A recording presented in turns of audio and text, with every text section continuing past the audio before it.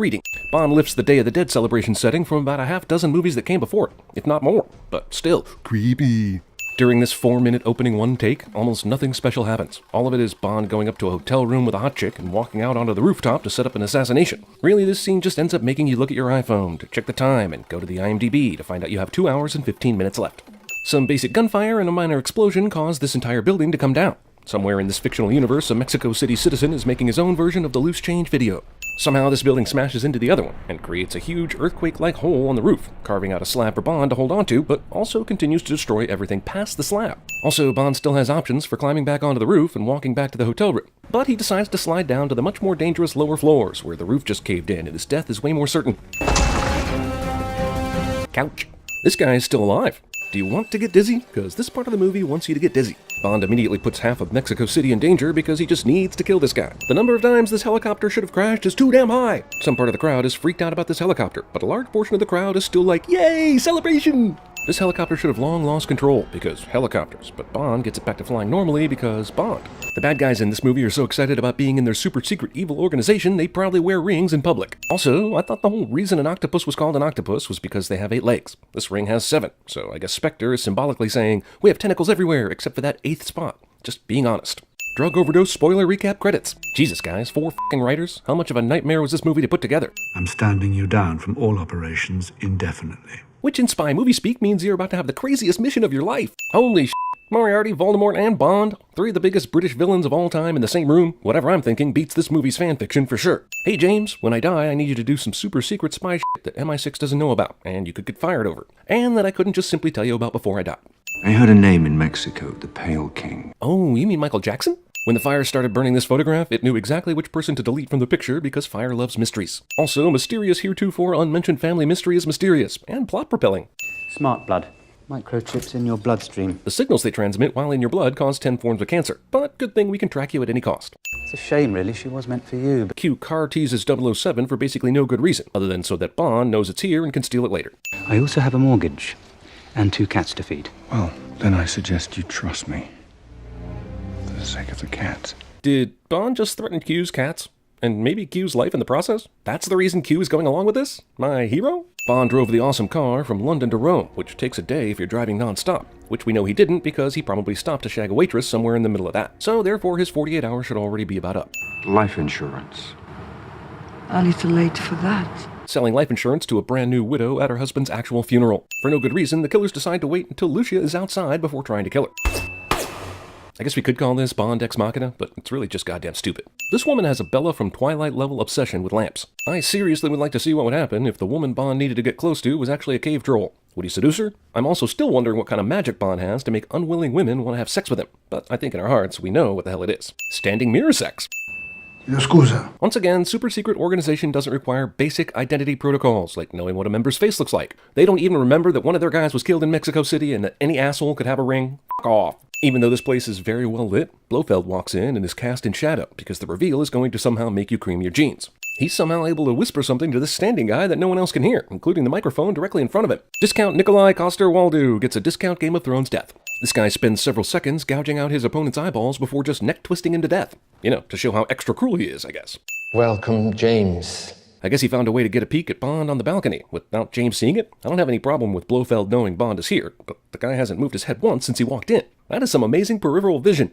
These assholes are shooting at Bond when everything about this movie tells me their boss does not want Bond dead right now. By the way, Bond got insanely great parking after showing up so late. Maybe Q gave this car bulletproof tires. The point is that we can never know if the bad guys don't even try to shoot the goddamn tires. The Fast and the Spectrious, Romeo Drift. Oh, you've got to be kidding me. And Q's gadget car doesn't even work. Wonderful. How badly do we miss John Cleese at this point? The movie is telling me that his car can completely rip off the top of another car and keep driving with no problem. This Aston Martin must have rig-like power to be able to speed up another car like this. This scene almost makes me wish we could see that stupid invisible car again. It looks like you've had dealings with him before. The Craig Bond simply cannot forget Casino Royale. Ever. All during this car chase, no cops. I guess they're all busy investigating the Italian job. Both these super low-riding sports cars take a bunch of stairs, no problem.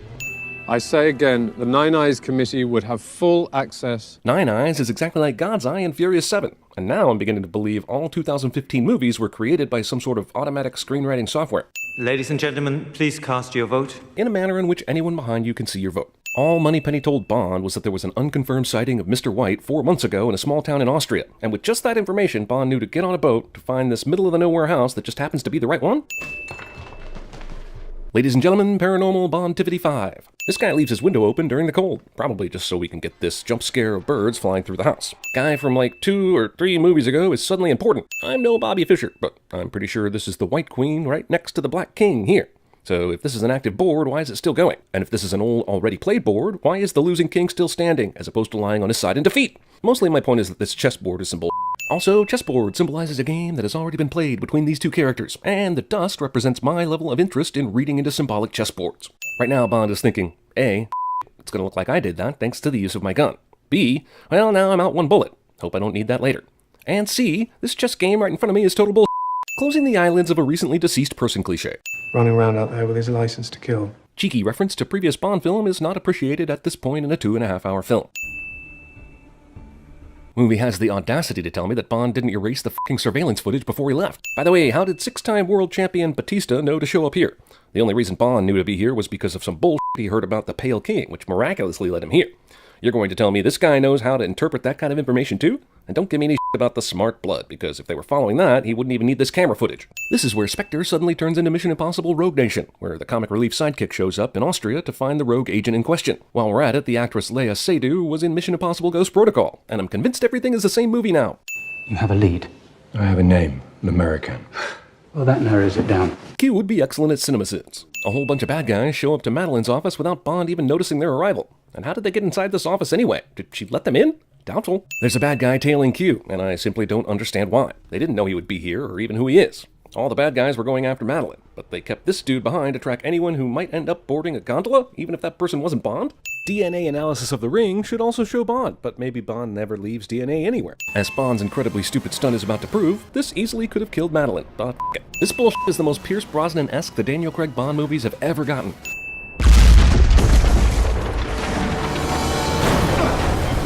This is the kind of lucky bullshit that I can't f***ing stand in these movies anymore. Did it cross your mind that you led them to me? Madeline is 100% f***ing correct. Batista is a horror movie villain. It seems they were all part of one organization.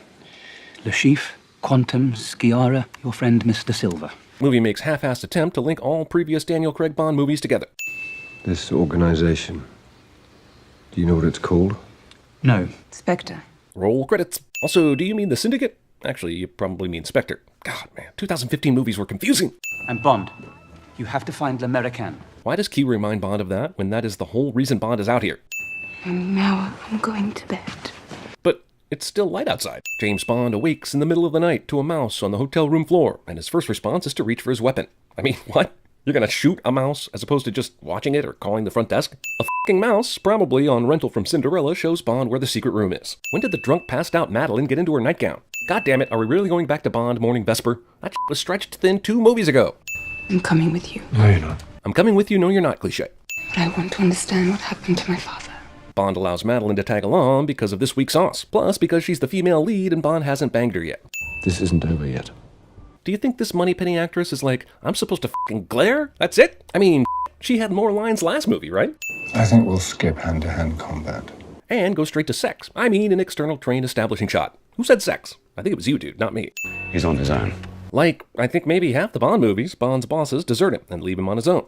Well, it only took a day, but after Madeline couldn't stand Bond, she now officially wants to f*** him. Also, where did they get these clothes? Did they stop by a store before they left the hotel? Hey, we're going to be on a train. Better look sharp for a couple hours. Also, damn, this movie is super long. I think creatively they could have left out the whole Rogue Bond storyline and cut about 15 minutes from this monstrosity.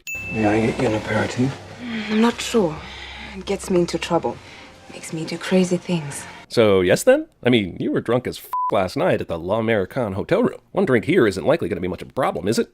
Your drinks, sir. God damn, that's the fastest f***ing bartender ever, considering they only ordered less than a minute ago. Man, what would Bond do without these tell-all reflective surfaces that magically show up before the bad guy does? And yet again, bad guy takes all the surprise out of his showing up here and doesn't just calmly shoot Bond in the back of the head, and doesn't appear to even have a gun on him. I guess it's because he's Batista, right?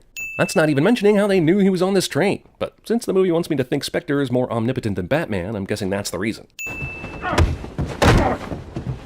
This asshole hasn't just broken Bond's neck yet, which would seem to be easy for him to accomplish.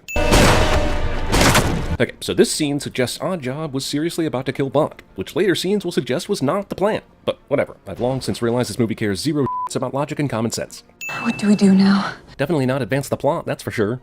You know what the worst part about this is? He doesn't get to brag to Mr. White about it. This is an actual train stop. He may be holding your hand to help you feel better, but he's thinking about Vesper right now, no question. Hope you're okay with that. Well, Jesus, how better to show us the bad guy's assholery than show us him viciously overwatering his grass out here in the middle of the f***ing desert.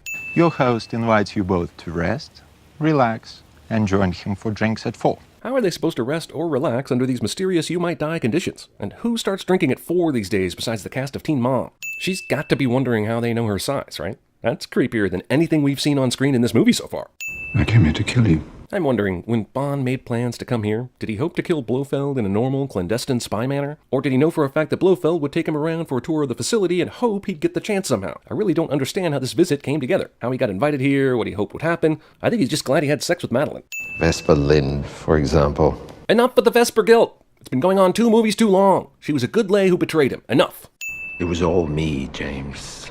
It's always been me, the author of all your pain. I organized all the previous 4 movies' events to nearly kill you but leave you alive just to make this 5th movie reveal an extra big whammy. If this shot of a lizard on a window enhanced your enjoyment of this James Bond movie, please raise your hand. For all the genius these bad guys possess, they have never found a way to make restraints that prevent spies from breaking out of them. More importantly, this guy's plan, spanning the last 4 movies and this one, culminates in strapping James Bond to a high-tech computer chair to see inside his mind? The f***? But did you know that it was my father who helped him through this difficult time? I think when I heard this, I nearly choked on my 3rd box of Raisinets, because Bond officially steals a plot point from Austin Powers' Goldmember, where we find out Austin and Dr. Evil are brothers. Art imitates the art that was parodying it. The man inside your head is Ernst Stavro Blofeld. How dramatic! Does Bond even know what that name means? It means a lot to Bond fans, I guess, but it's peculiar as to why Blofeld felt this needed to be a dramatic moment. None of the guards notice Madeline reaching down where the restraints are, and Blofeld is apparently enthralled with and distracted by his computer for some reason. By the way, it makes almost no sense this watch explodes. Remember, when Q gave him this was before Bond threatened Q's cats, and he was expected to stay in London with no mission to go on, so why give him a watch that explodes? Tons of gunmen behind, and later in front of Bond, and none of them can hit. As per usual, the bad guy's facility has a load of gas tanks that have one-shot explosion capabilities. It's not over yet. Movie delights in giving me horrible news about this movie's runtime. Don't tell me it's London, don't tell me it's... Ah, damn it. You're saying goodbye. Yes.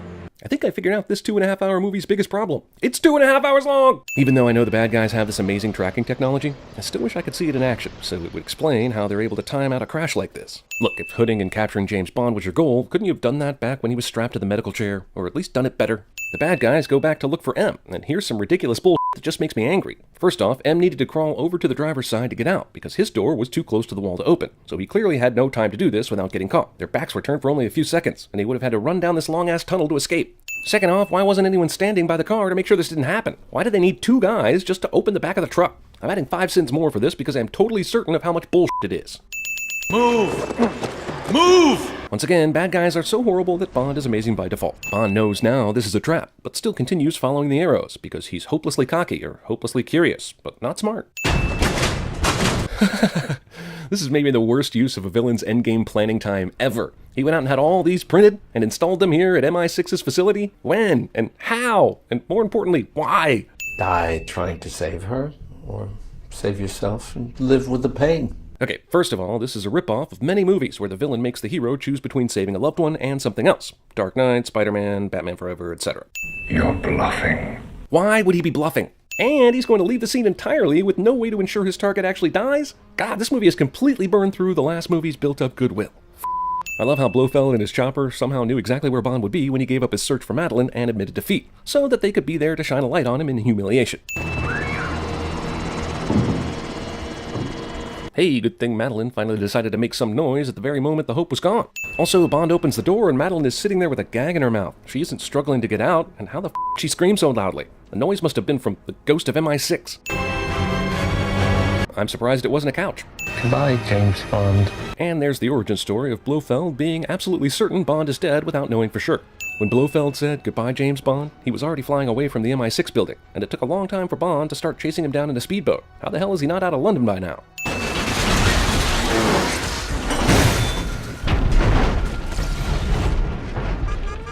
Blofeld survives this. Bond, who knows there are future sequels in the balance, decides not to assassinate Blofeld and instead arrest him, as though Bond is a morally driven hero or something. 2.5-hour movie teases us with a cut to black like it's all over, but it's not over. Movie went through a lot of trouble to make Madeline 007's girlfriend, but she won't be back in the next one, unless it's to kill her and give Bond a second woman to grieve over for 4 movies.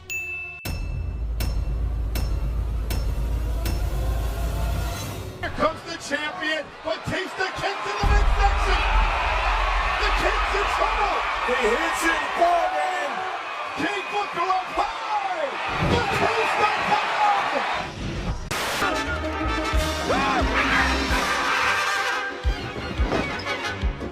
Don't cry for me, Argentina.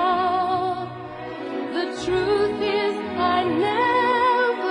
Did it cross your mind that you led them to me?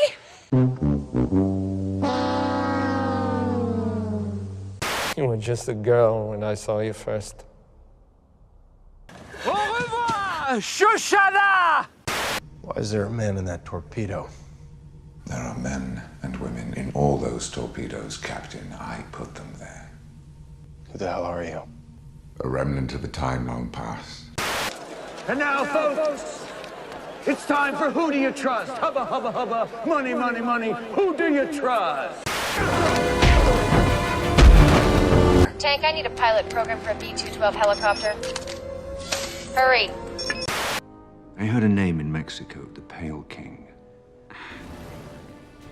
I'll tell you about the Yellow King. But you have to make me believe I am her.